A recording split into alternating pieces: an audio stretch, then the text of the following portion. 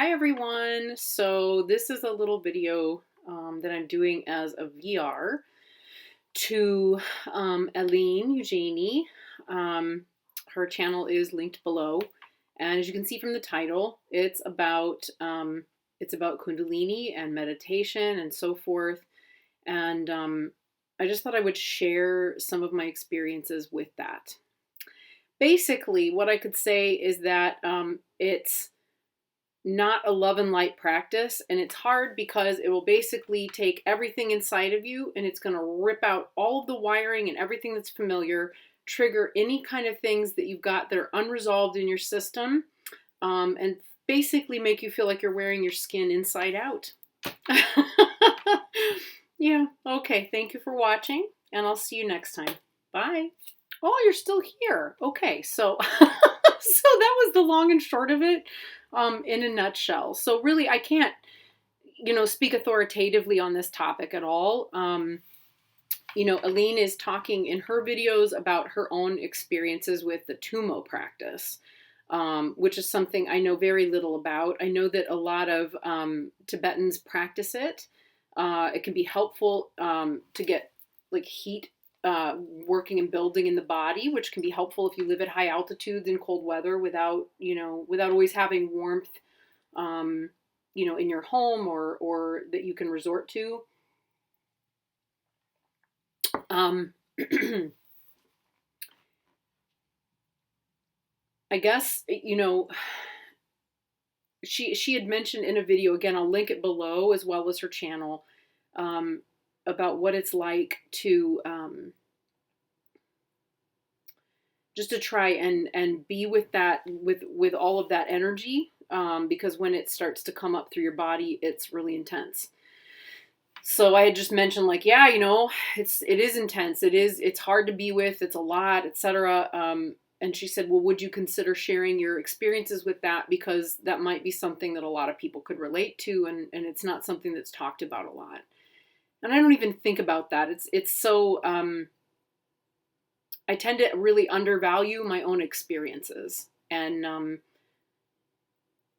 yeah, I think I'm happy to share it because it's what I have to share. And I think too, while I appreciate deeply the movement that we have right now in society towards like more mindfulness and meditation, the truth of the matter is that it's not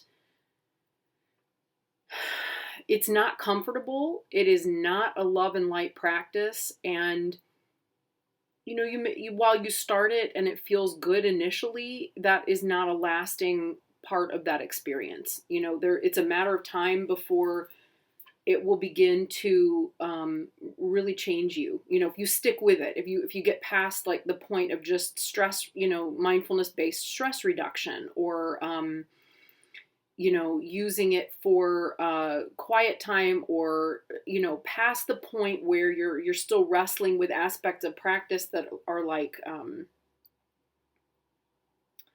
related to struggling to focus, struggling how if you get past how do I manage my thoughts, if you get past I don't fall asleep anymore, or I don't fall asleep very much at all anymore, or it's hard, all of those things, you're going to get to a point in your practice where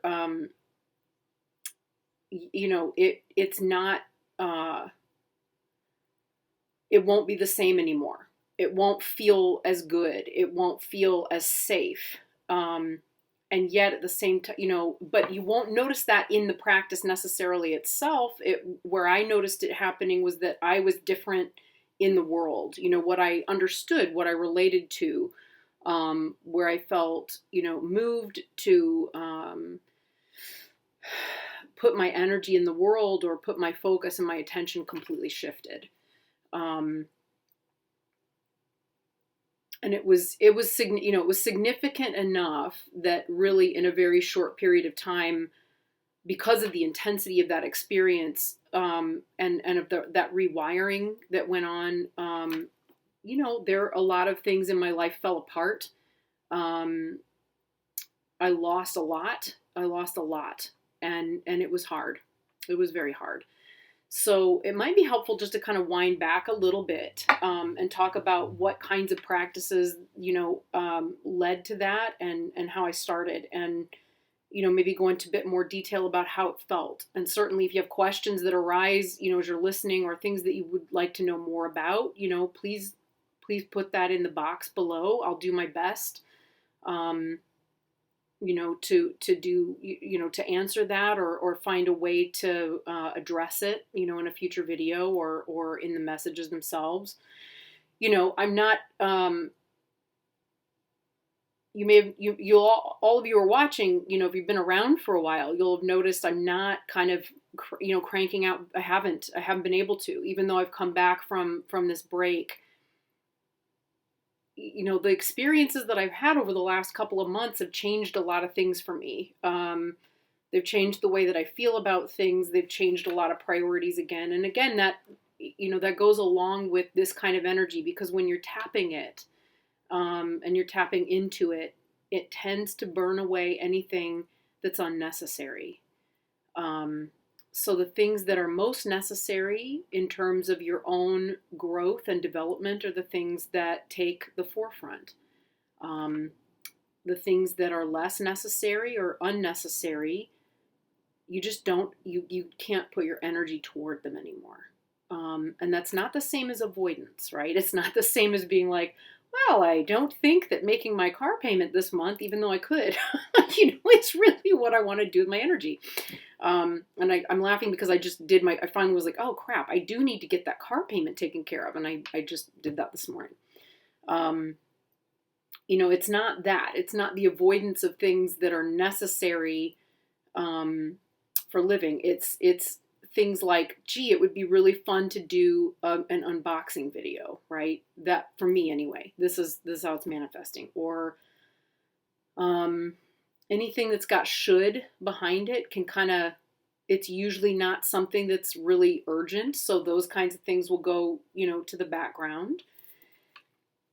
It tends to have that effect. So that is a longer term, like, this is something you can expect to start and continue, past the point of beginning that practice, or beginning a practice that really starts to open or awaken Kundalini.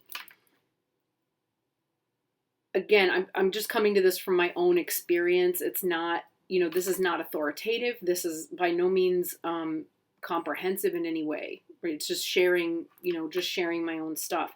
So the way that I would say it really started ultimately was not necessarily with Kundalini yoga, although I've worked with some Kundalini yoga practices. They're great. Long story there, but it didn't work for me in the longer term to continue practicing Kundalini yoga, after a certain point. Not for any big reason, just that it just was not convenient, because the center I could go to wasn't convenient. In 2008, I undertook an initiation into what's known as Vedic meditation. And Vedic meditation is essentially an offshoot of transcendental meditation. My teacher referred to it as TM, or transcendental meditation, without the TM trademark. And, Vedic meditation split off from transcendental meditation because transcendental meditation started to become like a cult. And that was not the direction it was intended to be used in. And there were enough practitioners of it that kind of went, this is not where we ever intended for this to go, and then kind of split away. And I was fortunate enough to encounter with one of those teachers. His name was David. And this was back in 2008 when I still lived in London, in West London. And I was taking a yoga teacher training course, and I loved it. I loved the yoga teacher training. It felt closer to me and more right for me in some ways than continuing in theater. If only I'd realized at that time, that that's probably the direction I needed to go in. But alas, we learn these things the way we learn them, don't we? So, So I decided I would go ahead and do it. I had the finances at the time to make that leap and make that investment. And it was not cheap, but it was not as expensive as transcendental meditation when you receive the initiation through that organization. This was a significantly less horrendous cost. And it was beautiful. He did a puja and so forth. And one of the things I remember him saying was, when you learn this technique, do it for your 20 minutes in the morning and 20 minutes in the evening. If you're very sick or very exhausted, you can always add another session in the day. If you're sick or you're on an airplane and you're wanting to kind of get caught up with jet lag, great practice to do, intermittently throughout your flight, or while you're in bed being sick and so on. But otherwise, don't do too much of it. And I remembered thinking, I wonder why. And I remembered that, and I stuck it out, and I kept doing it, and left later that year and moved to the United States, back to the United States, because I took a job at a university in Chicago, and to work in the theater department as a movement professional. And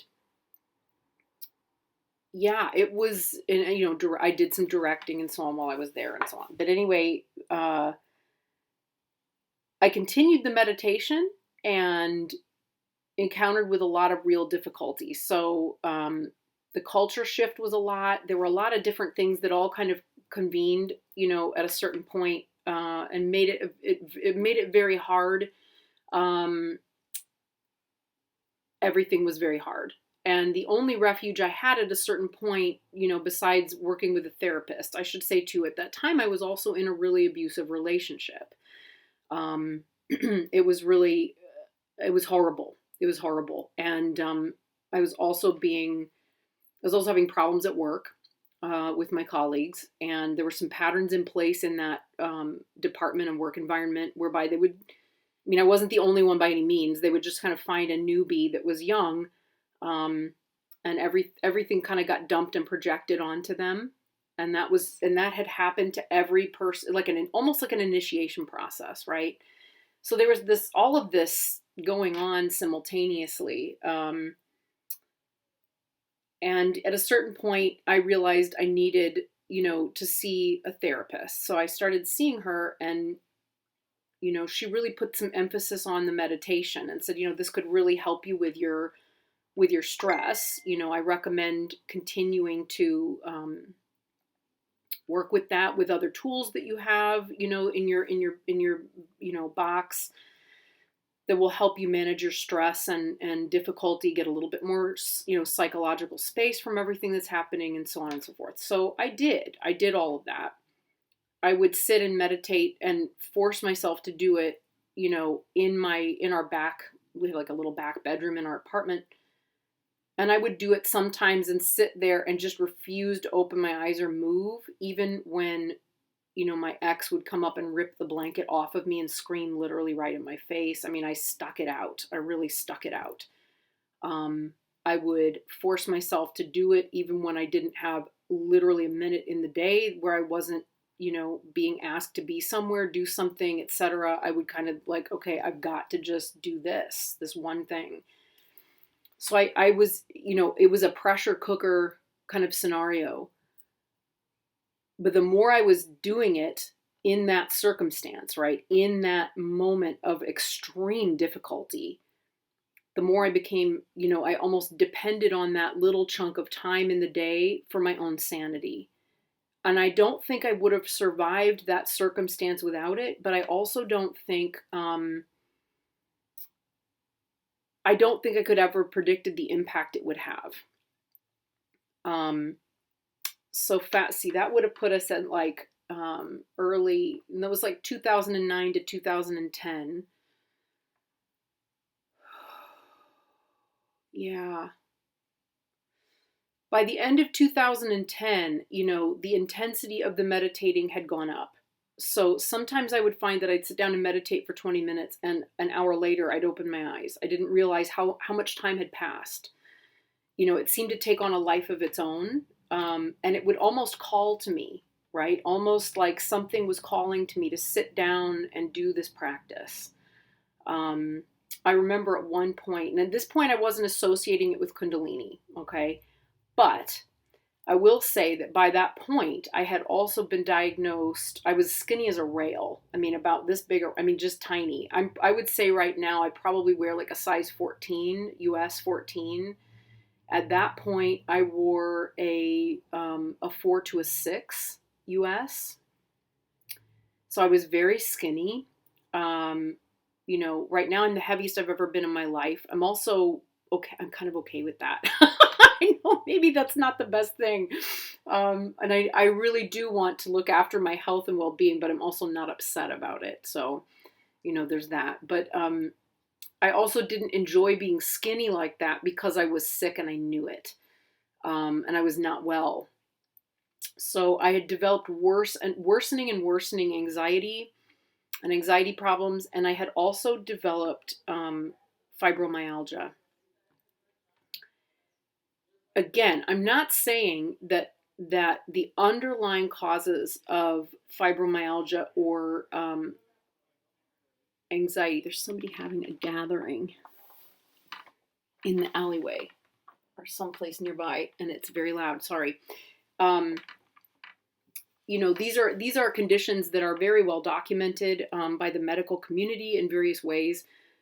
I feel though that I probably would have been sick, and unhappy and upset and so forth without, having Kundalini added, to those conditions. But I feel, I know deeply that they're connected. They are connected to that additional Kundalini energy and to it coming up a lot more powerfully and strongly. So along with it came chronic fatigue. Well, the way to manage the chronic fatigue was to meditate. That was the only way I could get through it. Physically, I was so unwell and so sick at moments that I would have to teach movement lying on my floor lying on the floor on my back. It was very debilitating. It was extremely debilitating. The more I meditated, the stronger I felt on a spiritual level. But on a physical level, the weaker my body was becoming. It was because, I couldn't, and again, I don't, the cause and effect aspects of it are not things that I've really worried much about because I found my way through it and beyond it. It's so hard to talk about because there's so much to it, right? I could say this about that, which is,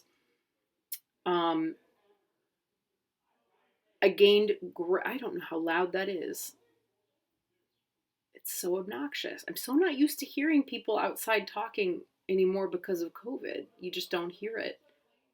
What eventually became clear, and I can say this much that I know for sure, is that my body was changing. My whole system was changing. My whole internal everything. So I was changing psychologically. I was changing spiritually. I was changing physiologically. And my nervous system was undergoing a really significant shift.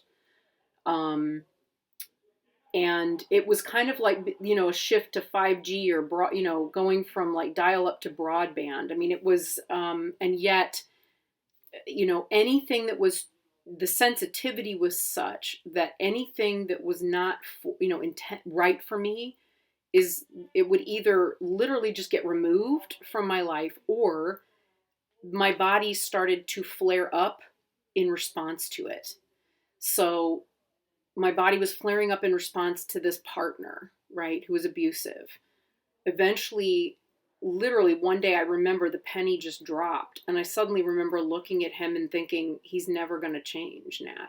He's never going to change. He won't get any different. You're going to have to get out. It doesn't matter. You'll have to find a way to resolve the issues you have around not having kids or not being married by a certain age, or, you're just going to have to cope with it and find your way beyond it, because that would be better than staying here. There was an innate wisdom. Doing that freed up this energy in my body, and suddenly I had so much more of it. And I remember that summer I was able to do all kinds of things because, they were focused around making that shift, making that transition. By the end of that summer, so this is again 2010, by the end of that summer when school started again, I was very excited. I felt really restored because I had, I'd gotten away from my ex. I had my home back to myself again. I had my dog and my cat. I was, life was great. I had all kinds of possibilities. So I threw myself into my work. What I didn't realize, unfortunately, was that being so sick and sickly was going to create problems, like in the longer term. So I'd gotten sick, kind of sickly the year before. And a lot of people found out that I was in an abusive relationship because I was indiscriminate about who I spoke to. I should actually never have said anything to anyone there, because I did not have colleagues I could trust, more than one or two. As it turns out, there were 3 or 4 that were told, including the dean, because I needed, people in charge to know, like, I have a potential threat, to my life if I, long story short. Anyway, there were a few people I should not have told, maybe 1 or 2. And unfortunately, because I thought they were my friends, they were not, and they were not. They told others who didn't feel any particular loyalty to me at all, who then spread it around the department, told the students. This particular school had a big problem with, like, boundaries between students and faculty, or where they would sort of like get the students on their side and against another faculty member. And there was a lot of that going on. So I didn't realize that was going on. And my kind of childlike enthusiasm and so forth, going back into that work, didn't do me any favors. But also, the more time I was spending at work, the sicker I started to get again. It was not a safe environment. So that ironic, like, mix of conditions there was very challenging to be with. The way that I coped with the toxicity was to continue meditating. The more I meditated and dealt with therapy and just did what, went for body work, did whatever I could to keep it together and keep moving forward, because I was determined to be successful and have a career, right? And the longer and more I did that, the stronger the energy became, the stronger the Kundalini energy became.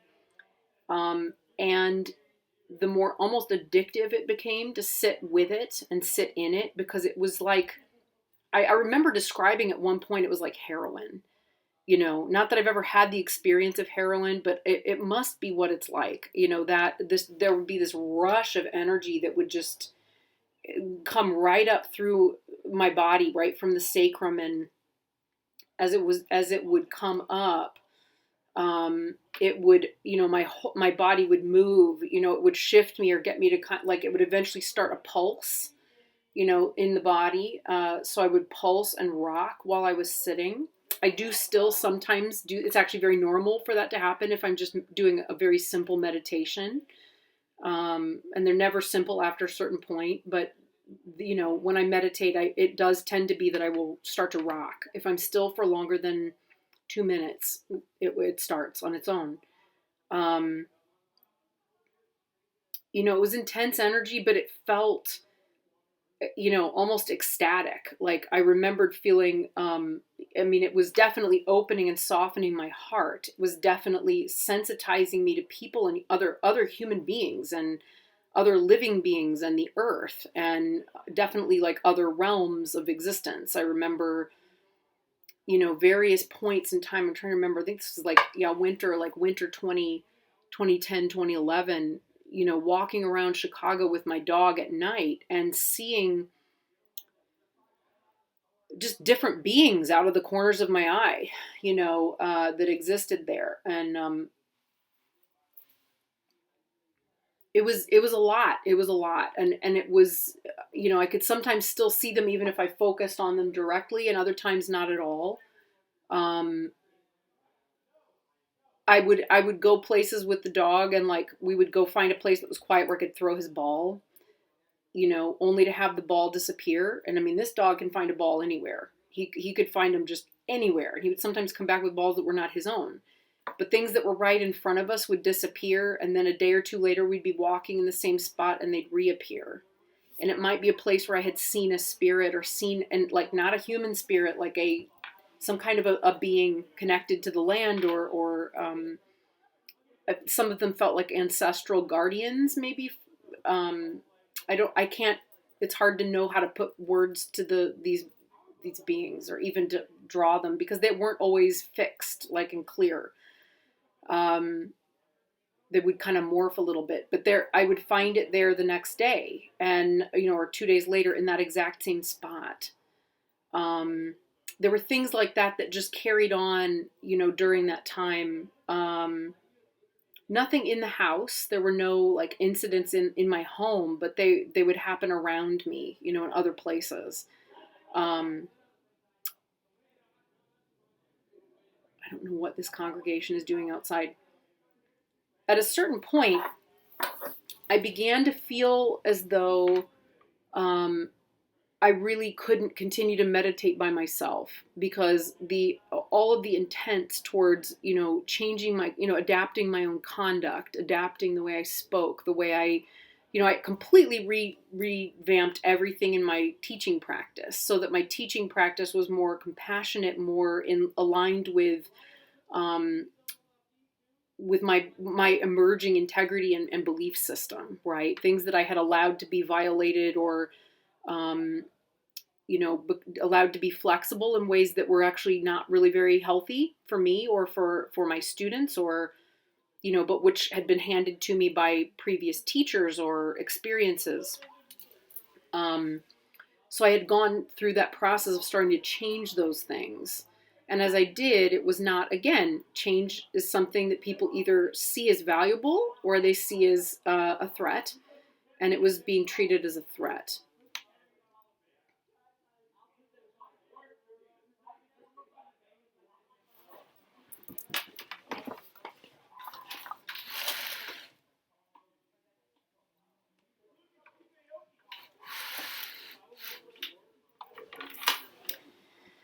Okay, there's a congregation of people without masks drinking heavily 2 houses down on their back steps. Not socially distanced.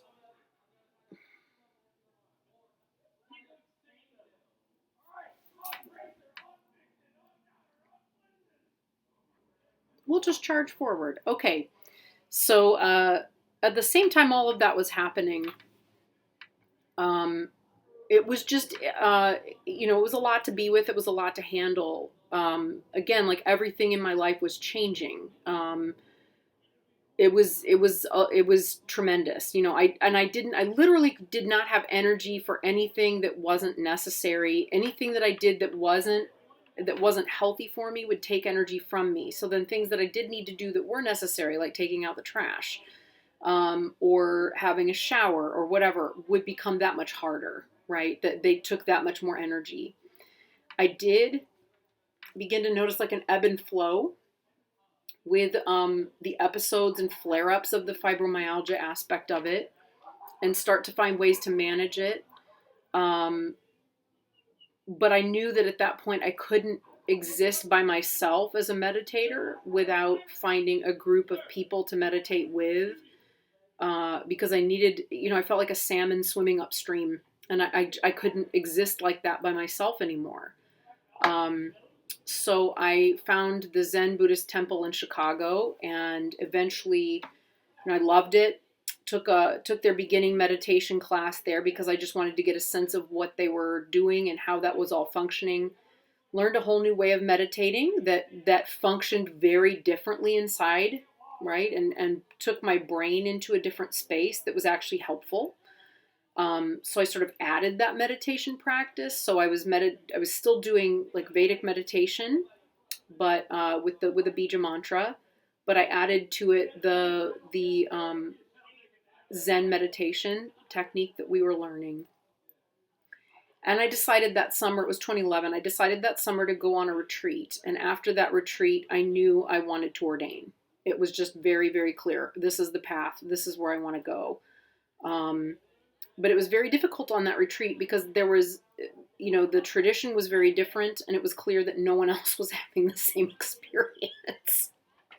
So where I was like relieved to be in this, kind of old, horrible building in Toronto, in the city center, isolated from the rest of the world, and kind of, stinking and sitting 8 or 9 hours a day and really only getting up to stretch or eat or do work practice or whatever. Like, I could not have imagined a better, more like, Shangri-La kind of, scenario at that moment. But I didn't realize like nobody else was really having that same experience. So I was like really elated and happy. And I was kind of alone in that. But it also seemed to help the other practitioners to have someone, to sit next to at a meal, right? Or we would do like a walking and running practice occasionally in between sitting sessions. And, I found I had several people that enjoyed kind of being with me for those sessions, and, or during work practice would enjoy wanting to come and just be next to me. It was all silent, so I made a lot of really good friends, and I was ready to ordain. The trouble is that I kept getting in trouble because I moved. You're not supposed to move in Zen meditation. You're not supposed to shut your eyes. You're supposed to have your eyes kind of lidded, and you're sitting up nice and straight. Your eyes are lidded and looking down. Whereas with mine, my eyes were definitely closed. My face was kind of half asleep and relaxed, and I would just be rocking, or moving, or sometimes like rotating, because the energy was so strong. And that was not allowed. That was really upsetting to my teacher. And I remember we had an interview at one point, and he sat down and asked me, he said, do you have any questions? And I said, yes, I keep feeling this really strong, like heat and energy, and it's in my legs, and it comes up through, it comes up through my pelvis, and it's going up through my body. And I don't, it's what causes me to rock when I'm meditating, but I don't know, what that's from. And I'll never forget his response. His response to that was to say to me, he said, after a very long silence, he said, I don't know what the background is of the meditation technique that you learned, so I can't really comment on it. And I said, oh, well, let me see, hang on. Well, it was called Vedic meditation and da-da-da-da, and I was trying to describe it. And he interrupted me and cut me off, and he said, who is your teacher? And I said, oh, well, I don't really have a teacher right now. And he just kind of stopped. He went, okay. There's a long silence. And he then said, I suggest you make a choice. You need to choose. You can't choose, because I think I'd said at some point during that session, I'm doing both. I'm doing both styles. He said, you can't do that. You need to choose. And he said, you make your choice, and, keep in mind that any teacher, even a second-rate teacher, is better than learning from a book. And then he picked up a bell that he had that was to dismiss you or call you in, and rang the bell, And I just remember being like, whoa, I sure I looked like I'd been slapped, in the face. And I got up and I bowed, and I walked out. And I think I just excused myself to the restroom and burst into tears and cried for a long time. And then at some point I remembered what my original meditation teacher had said to me, which was, don't bewilder the ignorant. Don't bewilder the ignorant, and don't share the specifics of your practice with another teacher unless you can trust them. And I remembered saying, how do I know I can trust them? And he said, you'll be able to speak your bija mantra. If you cannot speak your bija mantra and it won't come to the surface, don't share. And in 12 years, almost 13 years that I've been practicing, it has never come up to be spoken, ever. But when I close my eyes and look at what that bija creates, it creates a web, like a lattice work web around the aura that stretches out into space and into the locality around wherever I am. I haven't gone out to look at it for a very long time, actually. That's probably something I should do. But it is a very powerful, very intense energy. And it's something to take seriously, I would say in the same way that the Kundalini energy made me very sick.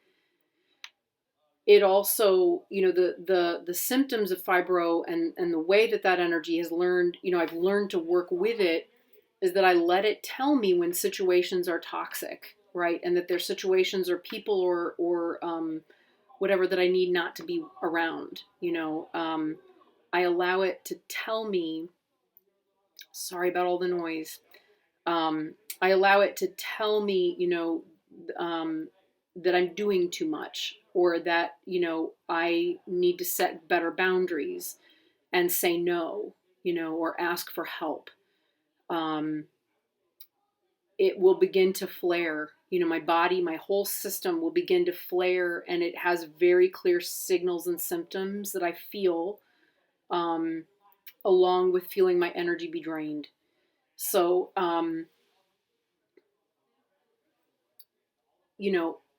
there's probably more to tell that I haven't managed to get out or get through in this video, but which, maybe we'll make for a part 2 or something, but and certainly in response to questions or whatever, that may also be a thing.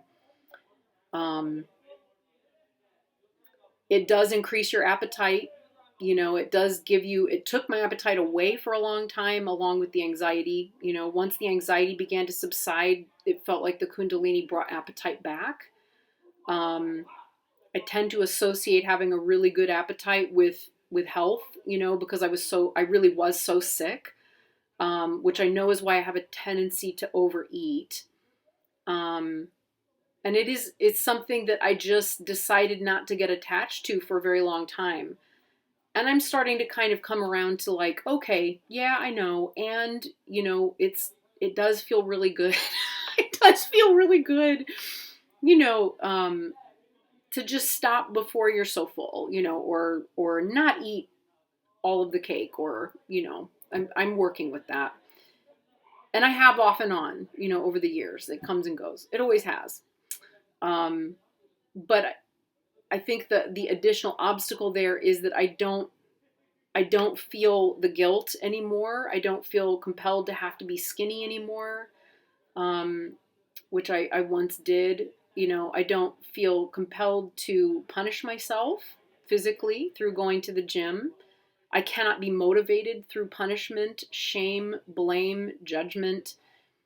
Those, when you think about how many things in your life, right, that are motivated by shame, judgment, blame, whether it's from outside or whether we inflict it on ourselves, that is something that burned away, that literally felt like it was burned to a crisp in the wiring and just disintegrated. I just can't. If somebody tries to motivate me that way, if I'm in a good place, I laugh and I just kind of nod and think, okay, that's just not somebody I really, this is someone I may not be able to be close to, right? There are other times where, like, again, the client that I just had, that I just worked with, that was, like a lot of us, right? It's our conditioning that we are conditioned to be motivated through shame, blame, judgment, fear, and so forth. And it often comes out sounding very angry and aggressive. And this is very much the way my client's power of attorney, kind of family member, was often motivated to speak to people and kind of respond and act in the world. And at best, I could kind of just nod and think, wow, that's deep suffering, and I don't have to respond to it. At worst, it would really, it would just get me furious, you know? So like last fall, I had to deal a fair bit, you know, with that energy.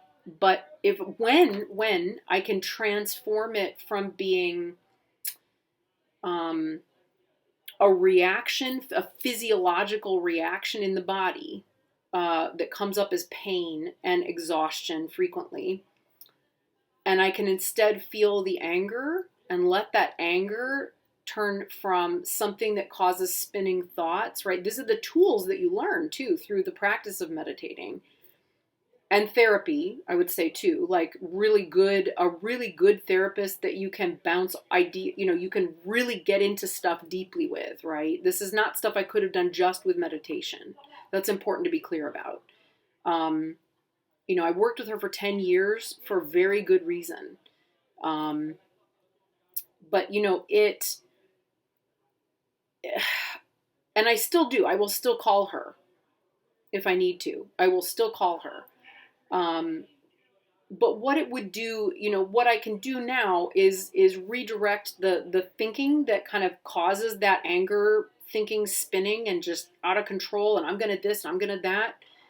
And I can block it in order to come back to the physiological experience of anger. What's happening? Well, my breathing has become short. Ooh, I just took a big deep breath and my throat got dry.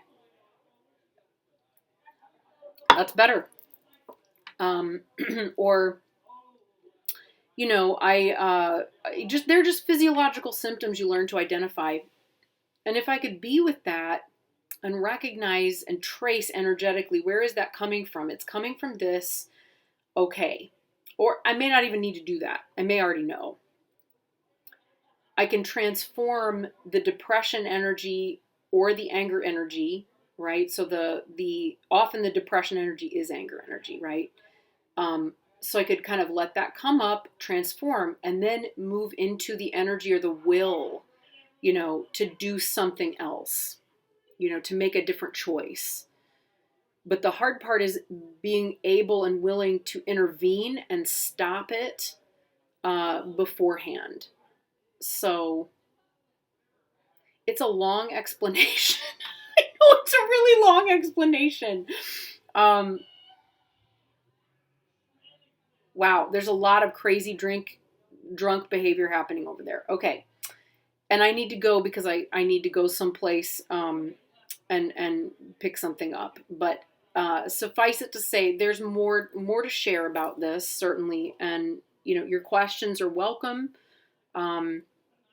If you have experiences of Kundalini that are scary, I definitely have resources, and I have, there are other people that, that are out there who have these experiences, and, I'm happy to refer people or kind of point them in the right direction. So, yeah, so that's it for today. And, thank you so much. If you've gotten this far, it's an honor and a pleasure and kind of a help to just share a little bit of that experience. And I really deeply hope, more than anything, that it's a help to you too. Certainly if you're having like difficult meditation experiences or experiences around spiritual awakening that are painful, I welcome those. I really do. And there are certainly many, many more I can share and offer. So, yeah. All right. See you soon.